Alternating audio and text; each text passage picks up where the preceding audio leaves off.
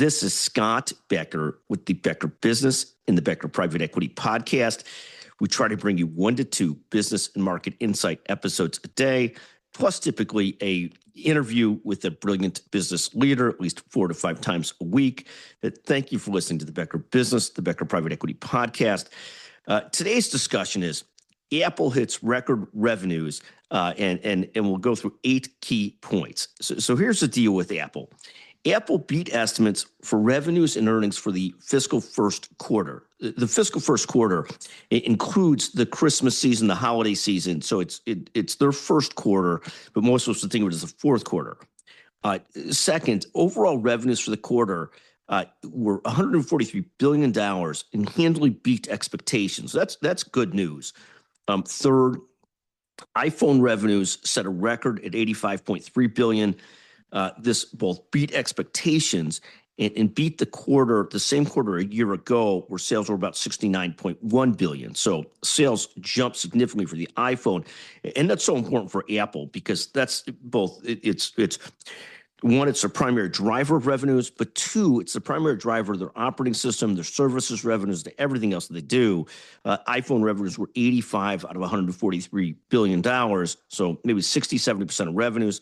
Services revenues were $30 billion, but again, everything comes from that ecosystem, that Apple ecosystem being installed. Fourth, the CEO, Tim Cook, warned of tougher margins as the overall world demand for computer chips and memory is rising. The company has gross margins of nearly 49% or so. They expect those gross margins to maybe drive down a point or so, but that's a big deal when you're dealing with $400 billion or so, $420 billion company. 1-2 percentage points makes a big difference.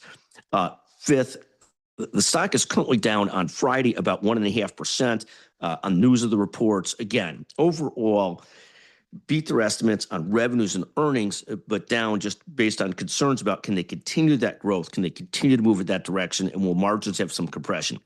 Sixth, as we noted earlier, iPhone revenues were at $85 billion. Services revenues were at $30 billion. Those were exactly in line with expectations. Seventh, Apple is currently the 5th largest company in the U.S. by revenues. Walmart and Amazon are overall number 1 and number 2. Apple's coming in for the year at about $420 billion in revenue, so serious machine that they've got going. Eighth, Apple's also the 3rd largest company in the U.S. by market cap. NVIDIA and Alphabet are number 1 and 2.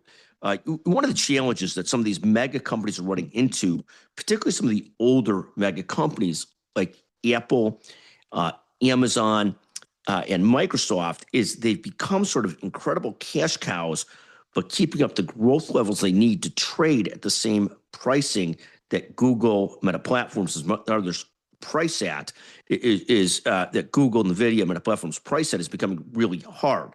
So you're seeing these stocks, if they don't hit great growth numbers, get punished strongly by the market. Microsoft was down 10% the other day, even though it had great numbers, but on slowing growth in its cloud business and some other challenges. So fascinating to watch. In any event, thank you for listening to the Becker Business, the Becker Private Equity Podcast. If you get a chance, go online to Amazon, buy our new book, pre-order our new book. We'd really appreciate it. Building Great Businesses, Create Momentum, Overcome Setbacks, and Scale with Confidence. Thank you and have a great weekend. That's our news on Apple. I think the most interesting about Apple, Amazon, and Microsoft is how continuing to be hot growth companies becomes very hard as they become bigger and bigger, and more like cash cows than necessarily huge growth engines. Fascinating to watch. Thank you for listening to the Becker Business, the Becker Private Equity Podcast.